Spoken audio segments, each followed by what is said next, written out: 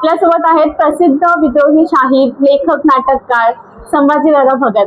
जाणून घेऊया की आजचा जो कार्यक्रम होता त्या कार्यक्रमाबद्दल त्यांना काय खास वाटलं आणि हा कार्यक्रम त्यांनी कशा प्रकारे एन्जॉय केला. एक तर बाबासाहेबांच्या लेखनामध्ये एक नवीन ऊर्जा तयार होते आणि ती संविधानाला घेऊन तयार होते. वेगवेगळ्या विभागात राहणारे ही एक बृहत कुटुंब संविधान परिवार आज मला दिसलं.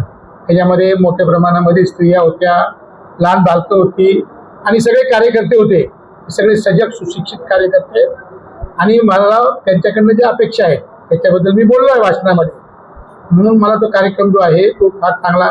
नितीन चंदन शिवे यांनी परिस्थिती काय आहे त्याच्याबद्दल सविस्तर सांगितलं आणि मग माझ्या भाषणांबद्दल मी सांगितलं की बाबा या देशामध्ये एक नवं सांस्कृतिक राजकारण उभं करावं लागेल, ज्याच्या माध्यमातून आपल्याला संविधान घराघरात पोचवावं लागेल आणि ते काम आपण करतो आहोत.